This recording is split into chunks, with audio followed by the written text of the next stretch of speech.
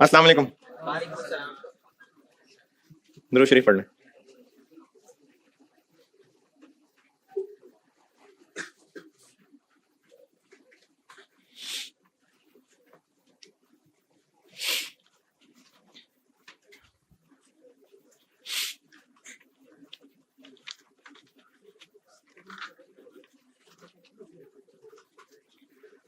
आज है जी मंडे, और अगले हफ्ते फिर आएगा मंडे।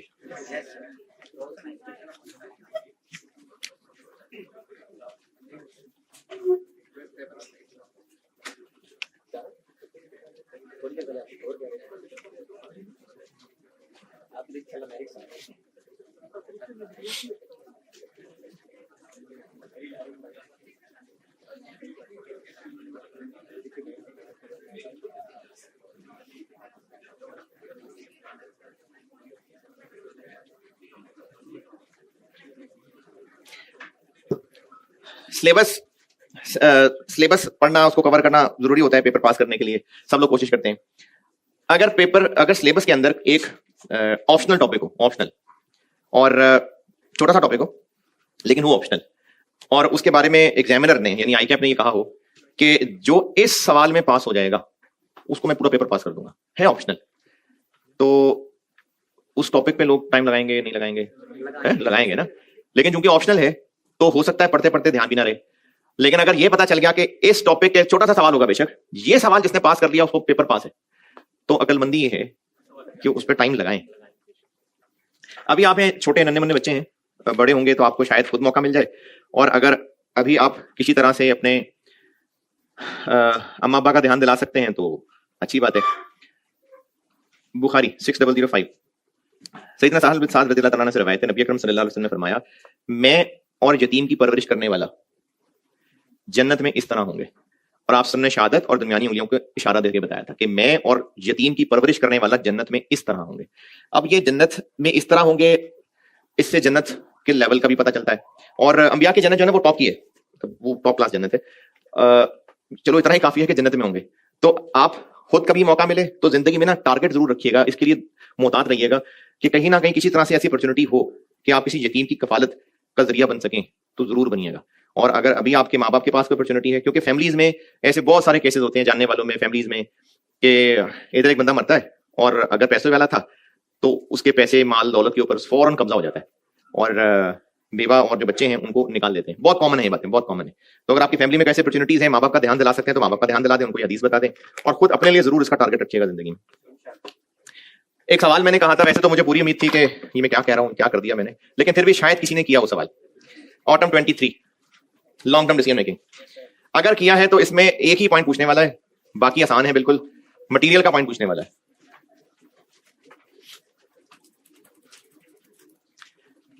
किसी ने किया है सवाल? किसने किया है? बस चले ठीक है, शाबाश है जी। कल कैसे कर लेंगे? अगर अभी नहीं किया तो कल कैसे हो जाएगा? ठीक है भाई, कल कर लें। लेकिन अगर वाकई ही करना है तो इसके साथ ना एक ऑटम 21 वाला जिसमें एक स्टॉक पड़ा हुआ हमने बेचना था, वो एक सवाल था। स्प्रिंग 24 था, ऑटम 21 था, जिसमें पड़ा हुआ स्टॉक हमने बेचना था। स्प्रिंग 24 में भी था शायद, और ऑटम 21 में भी था ये पॉइंट। हाँ हाँ बिल्कुल, स्प्रिंग 24 में भी पॉइंट था, उसमें मैंने बेच दिया था फौरन, और ऑटम 21 में नहीं बेचा था, उसको ईयर 1 में यूज किया था। तो अगर आप वाकई ऑटम 23 करना, किसने करना है, कोई जबरदस्ती नहीं है, आपके इस वक्त दिन गिने जा रहे हैं, आप पहले बड़ा हौसला है, आप इन 6 दिनों में कॉलेज आ रहे हो। फिर से बताएं कौन कौन कर रहा होगा ये सवाल? चलो ठीक है जी। अच्छा, जिन्होंने वाकई करना है ऑटम 23, कल कर लेता हूं डिस्कस। तो वो ना ऑटम 21 और स्प्रिंग 24 में जो एग्जिस्टिंग स्टॉक के साथ सलूक किया था वो भी जरूर देख के आना। और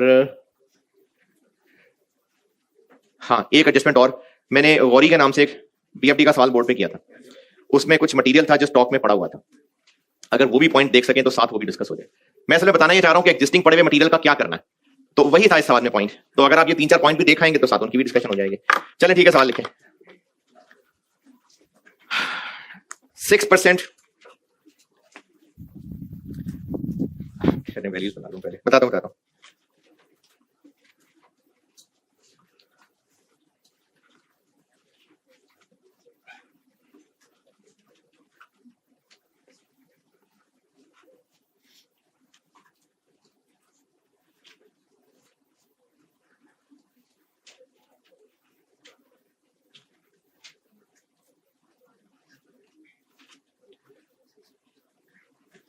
एक मैं वैल्यूज लिख लूं फिर बताता हूं।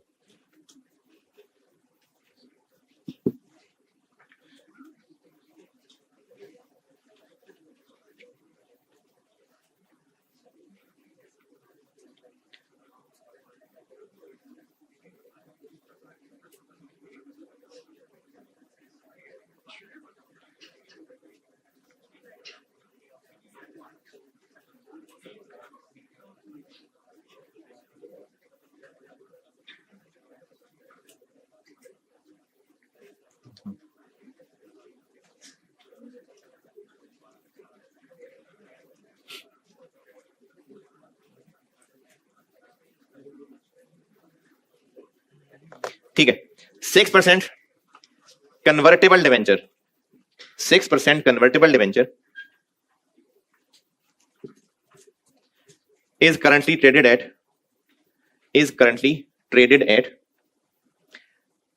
114 रुपए, 114। टैक्स रेट 25% है, 25%। each debenture is redeemable, each debenture is redeemable at a premium of 10%, or convertible into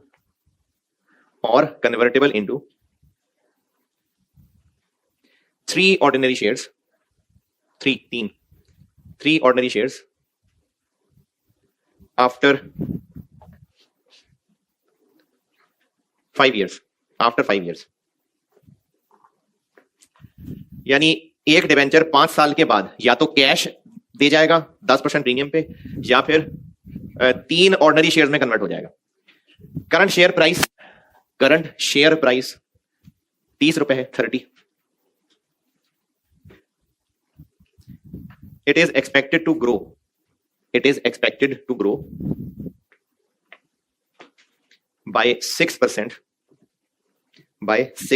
per annum, 6% per annum। Face value debenture की 100 रुपए है, डिवेंचर की फेस वैल्यू 100 रुपए है। आपसे रिक्वायर्ड है इसका केडी, कॉस्ट ऑफ डेट। अच्छा, उससे पहले एक बात सुन ले, अगर ये डिवेंचर रिडीम हुआ तो कितना कैश दे जाएगा? 110। और अगर ये कन्वर्ट हो गया तो कितनी वर्थ के शेयर्स में कन्वर्ट हो जाएगा? कैसे कैलकुलेट करें? एक डिवेंचर 3 शेयर्स में कन्वर्ट हो जाएगा तो कितनी वर्थ के वो शेयर्स होंगे? किससे मल्टीप्लाई करूं? तब की शेयर प्राइस की, अब की, तब की। 5 साल बाद मैंने आपको इसके फार्मूले में लिख के दिया था हायर ऑफ। तो 5 साल के बाद या तो इस डिवेंचर से इतना कैश मिलेगा या फिर इतनी वर्थ के शेयर्स में ये कन्वर्ट हो जाएगा। तो इन्वेस्टर अकलमंद हुआ तो, आम सा भी अकलमंद हुआ तो क्या करेगा? जिसमें ज्यादा फायदा है वो करेगा। इसलिए इसमें हायर रखना है, लेकिन ये आज की शेयर प्राइस नहीं, तब की। चले निकालें केडी।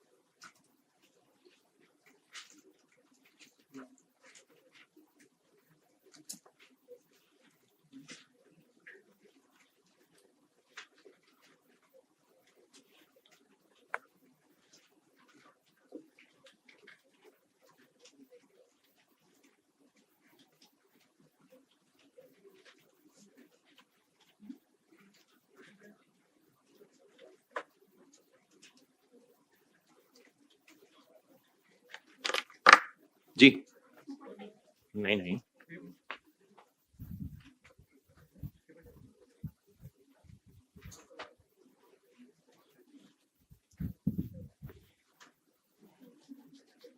क्या क्या रेट्स यूज किए हैं?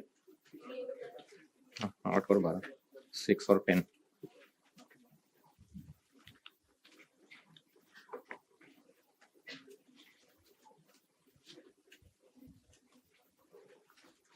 जीरो पे मार्केट वैल्यू 114, फिर उसके बाद कूपन 4 पॉइंट,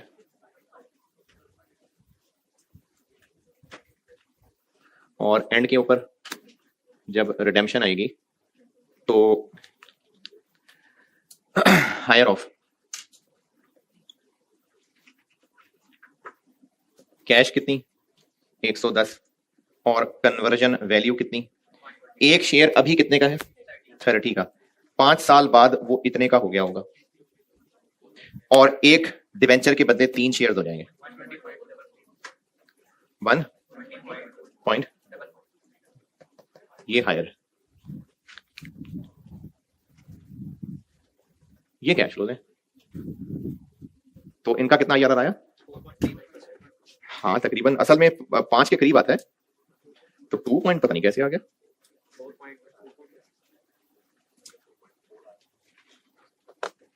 असल एक्सेल पे जो है 4.97 बनता है, लेकिन आपने जिस तरह किया होगा कोई से 2 रेट लेके, तो 4 के आसपास ठीक है, 4 साढ़े 4, लेकिन 2 तो बहुत कम है।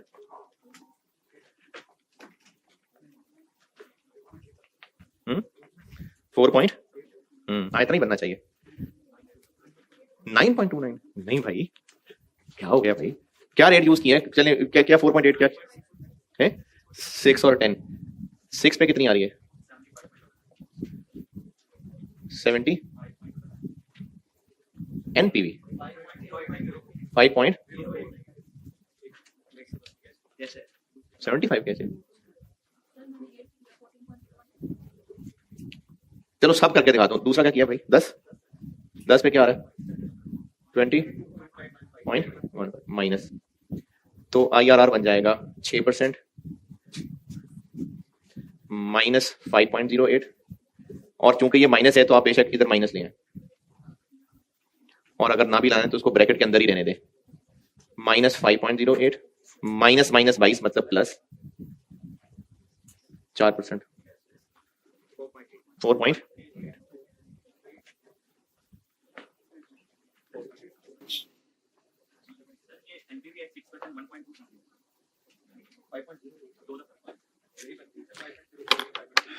एनपीवी निकाल देता हूं भाई, फिर आंसर ठीक है। और कोई रेट से करवाने बताएं, मैं खरीद देता हूं, बताएं। 6% एनपीवी ये नहीं आ रही? नहीं आ रही। हाय हाय,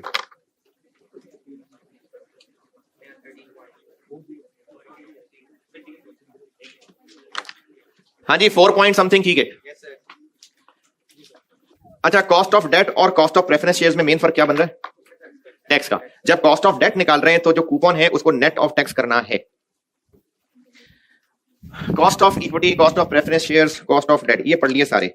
और फिर बताता हूं कि हम लोग ये क्यों कैलकुलेट कर रहे हैं। हम असल में अभी के हालात में अपनी औकात के हिसाब से ये जानना चाह रहे हैं कि इन हालात में और हमारी औकात को देखते हुए इन्वेस्टर अगर हमें पैसे दें तो वो अभी कितना रिटर्न हमसे रिक्वायर करेंगे, ये जानना चाह रहे हैं हम। और ये कैलकुलेट करने के लिए बुजुर्गों के जो फार्मूले हैं वो किस अजम्पशन पे हैं कि जो अभी मार्केट वैल्यूज निकली हुई हैं वो कुछ पढ़े लिखे इन्वेस्टर्स ने निकाल के आवाम को बताई हैं, और उन्होंने वो कैसे निकाली है, फ्यूचर कैश फ्लोस को अपने रिक्वायर्ड रिटर्न पे डिस्काउंट करके निकाली है। स्टूडेंट लेवल पे केई केपी केडी कैलकुलेट करना आना चाहिए आपको, कर लिया। बिजनेस ये क्यों कैलकुलेट कर रहा है, ये मैंने चैप्टर के पहले लेक्चर में बताया था, दोबारा बताता हूं। बिजनेस के पास जो पैसे हैं उसने ये पैसे इन्वेस्ट करने हैं प्रोजेक्ट्स में। तो अगर वो प्रोजेक्ट्स में पैसा लगाना चाहता है तो फिर कमाएगा ना। क्यों कमाएगा, एक तो उसने खुद अपने खर्चे पूरे करने हैं, वो तो कर ही देगा, ग्रो करना है, और जिन्होंने पैसा बिजनेस को दिया है उनको भी वापस करना है। तो इसको कम से कम कितना कमाना चाहिए कि जिनसे पैसे लाए हैं उनको तो दे देना वापस। तो इन प्रोजेक्ट से रिक्वायर्ड रेट ऑफ रिटर्न कितना होना चाहिए, तो बिजनेस कम से कम कितना कमाए जो बिजनेस की कॉस्ट ऑफ कैपिटल है। इसलिए बिजनेस ये कैलकुलेट करना चाह रहा है। जो बिजनेस को पैसे देने वाले लोग हैं, जो बिजनेस को ये पैसे कॉस्ट कर रहे हैं, कम से कम वो इतना प्रोजेक्ट से कमाना चाहेगा। तो इसलिए business cost of capital calculate करता है कि जो वो पैसा इन्वेस्ट करना चाह रहा है तो वो ये जानना चाहता है कि कम से कम मुझे कितना कमाना चाहिए, तो कम से कम उतना कमाना चाहिए जो इन पैसों की कॉस्ट है। तो इसलिए कॉस्ट ऑफ कैपिटल निकाली जाती है, निकाल ली। अब से अगला काम यह आएगा कि बिजनेस को पैसा देने वाले हैं 3 लोग, वैसे तो 2 हैं लेकिन टैक्स के फर्क की वजह से इसको अलग रखा हुआ। ये जितना रिटर्न रिक्वायर करते हैं, यानी बिजनेस को जो इनकी कॉस्ट पड़ती है वो केई है, वो है लेट्स से 18%। जो प्रेफरेंस शेयर्स कॉस्ट करते हैं, जो बिजनेस को कॉस्ट करती है, वो है लेट्स से 11%, और केडी है 7%। ऐसे ही नॉलेज के लिए पूछ रहा हूं, ये कम क्यों है, वो ज्यादा क्यों है? एक तो टैक्स की बचत मिल रही है इसमें, और चले इन्वेस्टर बन के पूछता हूं, ये ज्यादा रिटर्न क्यों चाहेंगे, ये कम में भी क्यों खुश हो जाएंगे? उनका रिस्क बहुत ज्यादा है। जब कल को पैसे वापस होने लगेंगे, ये सबसे लाइन में आखिर में खड़े होंगे, सबसे पहले इनको पैसे वापस होने हैं, तो इनका रिस्क कम होता है, इसलिए ये कम रिटर्न में भी खुश हो जाते हैं। सबसे ज्यादा टेंशन होती है इक्विटी वालों को, इसलिए सबसे ज्यादा इनकी कॉस्ट होती है। तो प्रोजेक्ट से कितना रिटर्न रिक्वायर करना चाहिए, 18, 11 या 7? बेस्ट है कि इनका एवरेज निकाल लें। उस एवरेज को कहते हैं एवरेज कहते हैं, लेकिन एक एवरेज का तरीका हो सकता है 18 + 11 + 17 / 3। ये है बकवास एवरेज। तो एवरेज में वेटेज भी होनी चाहिए कि किसका कितना पैसा लगा हुआ है। जिसका जितना ज्यादा पैसा इन्वेस्टेड है उसको ज्यादा वेटेज मिलनी चाहिए। तो कैलकुलेशन के लिए बता रहा हूं, बिल्कुल ये कैपिटलाइजेशन रेट जैसी चीज है। कैपिटलाइजेशन रेट IAS 23 ये कैलकुलेशन के एतबार से उस जैसा है कि जितने भी लोन्स थे उन सब के रेट्स का वेटेड एवरेज करते थे। तो कैलकुलेशन वैसी ही है इसकी। तो इनके एवरेज को कहते हैं weighted average cost of capital, और इसको प्यार से वैक भी कहते हैं। और इनमें ये आफ्टर टैक्स होता है, तो इसलिए कहीं आपको लॉन्ग टर्म डिसीजन मेकिंग के सवालों में हो सकता है लिखा मिल जाए after tax weighted average cost of capital. वो आफ्टर टैक्स का लेवल इसकी वजह से लगता है। तो अब हम सीखने लगे हैं कि इसको एवरेज कैसे करना है। सीखना क्या आपको आता ही है, लेकिन चलो फिर भी इखलाकन फार्मूला दोबारा बता देता हूं। तो इस सारी डिस्कशन का कंक्लूजन ये हुआ कि कॉस्ट ऑफ कैपिटल बिजनेस इसलिए कैलकुलेट करता है कि उसने आगे इन्वेस्ट करना है, तो कम से कम वो उतना कमाना चाहेगा जो उसको कॉस्ट ऑफ कैपिटल पड़ता है, यानी जो उसको weighted average cost of capital पड़ता है। इसलिए हम लॉन्ग टर्म डिसीजन मेकिंग के सवालों में एनपीवी वैक पे कैलकुलेट करते थे।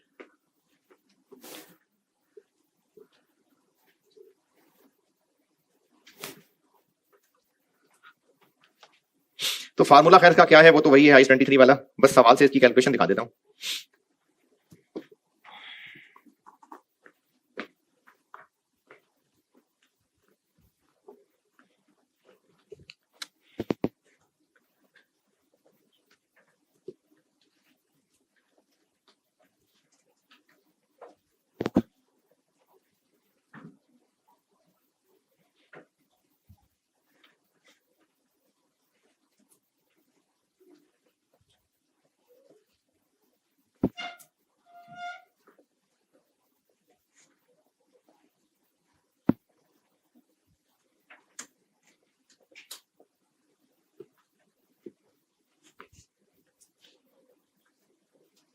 इनकी total market value total market value से मुराद यह है कि एक शेयर की प्राइस को नहीं वेट लेना, पूरी इक्विटी यानी नंबर ऑफ शेयर्स, सारे नंबर ऑफ शेयर्स की टोटल वैल्यू लेनी।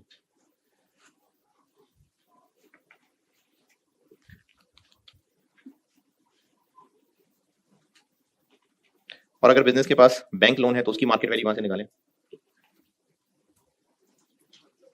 जो उसकी लोन अमाउंट है वही वेट है।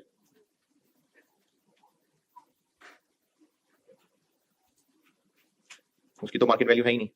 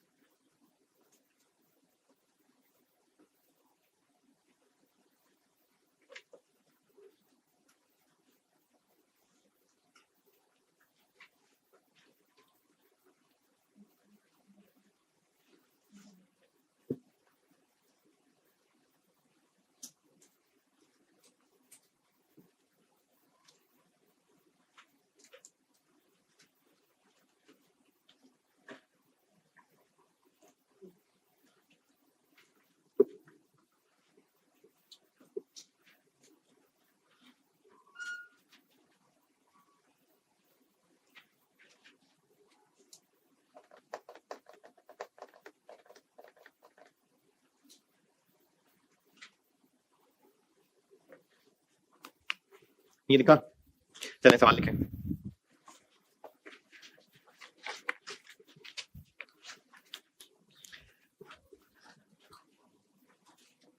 ये सवाल है,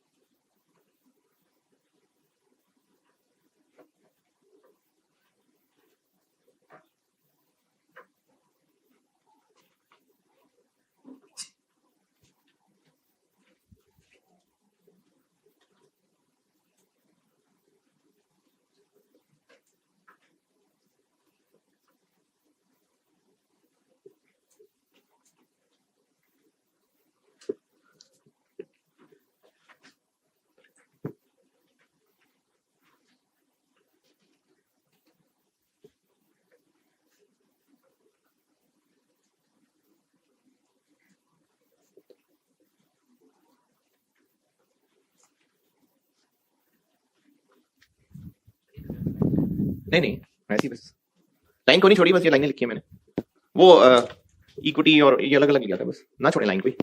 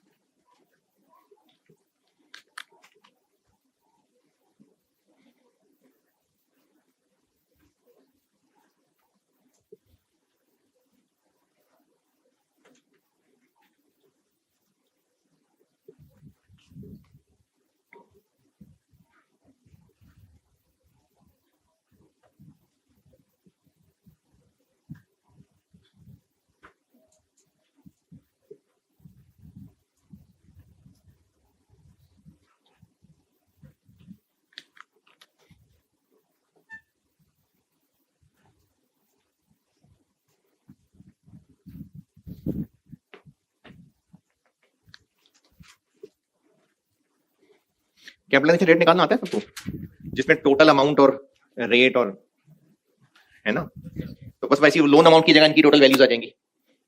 वैक रिक्वायर्ड है आपसे मुझसे, चले ठीक है आपसे, हाँ हाँ आपसे करें।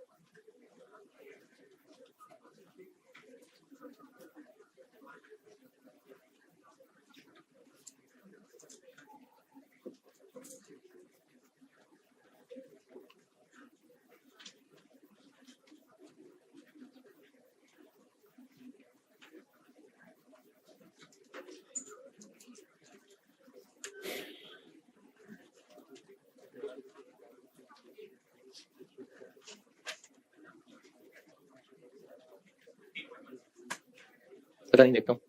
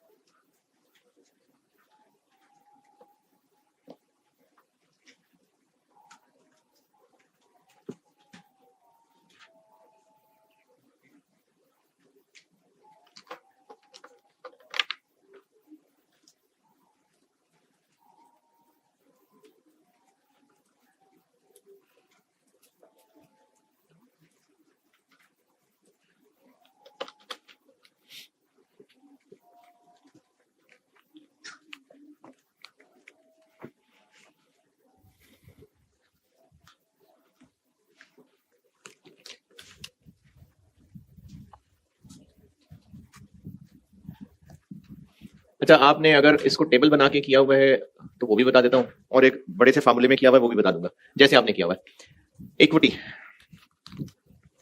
नंबर ऑफ शेयर्स कितने हैं हमारे, 40 मिलियन, और एक की मार्केट वैल्यू 90 है, तो 40 मिलियन इंटू 90।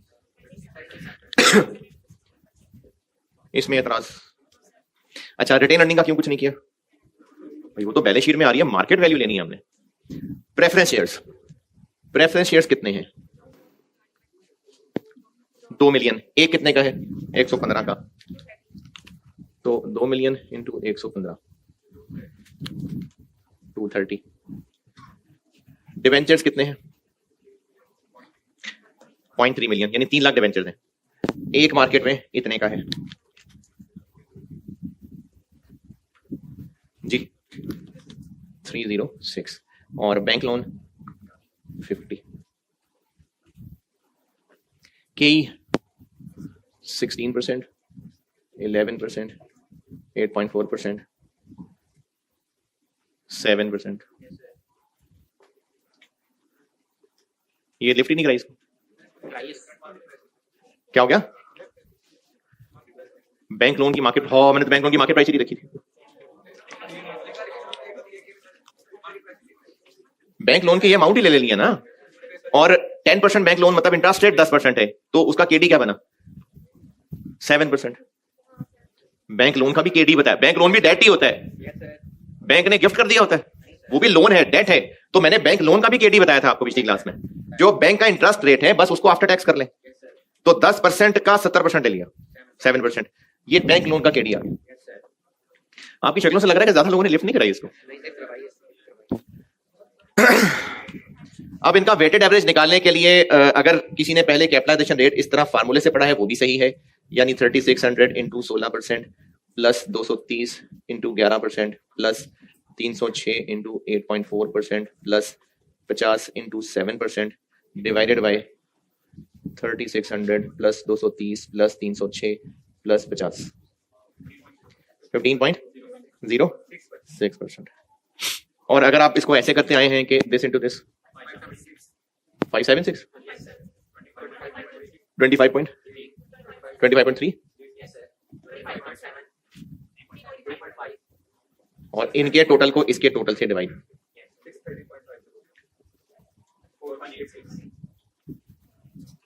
तो वैक हो जाएगा 630.54186। ये होता है जी वैक। अब इसमें बताएं आपको कौन सी फिगर पे एतराज है जी? लोन क्यों लिखा या 7% कैसे आया? लोन क्यों लिखा? लोन डेट है या नहीं? तो जब हम सारे फाइनेंसेस लिख रहे हैं तो लोन को भी लिखेंगे। लोन की मार्केट वैल्यू है? बैंक लोन की थोड़ी मार्केट वैल्यू होगी, तो जो उसकी लोन अमाउंट है बस वो लिखेंगे। हमने वेटेड एवरेज में इनकी एवरेज करनी है, लेकिन जिसका जितना ज्यादा पैसा लगा हुआ है उसको वेटेज भी ज्यादा देनी है, तो इसलिए हमने अमाउंट्स को वेट लेना है। तो बैंक लोन की मार्केट वैल्यू तो नहीं है, लेकिन उसकी लोन अमाउंट तो है, ये वो अमाउंट आएगी। और ये इसका केडी है, और बैंक लोन का केडी पिछली क्लास में सिखाया था कि जो बैंक का इंटरेस्ट रेट है उसको नेट ऑफ टैक्स कर ले, तो ये बैंक लोन का केडी आ गया।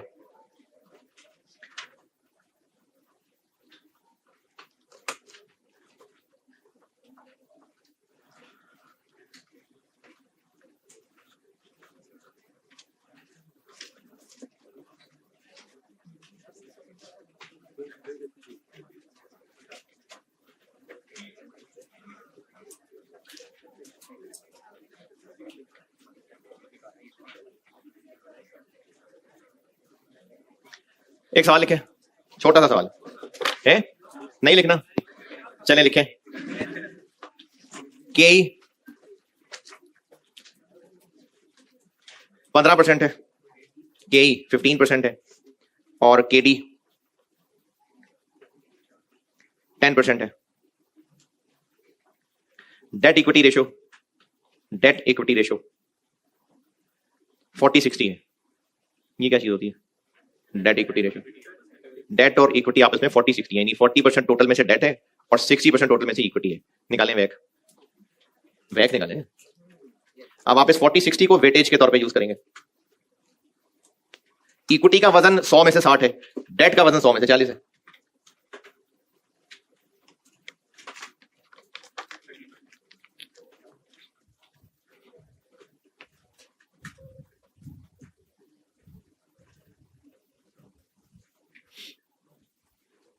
जी, के है 15% और इक्विटी का इतना वजन है, प्लस केडी है 10% और डेट का इतना वजन है।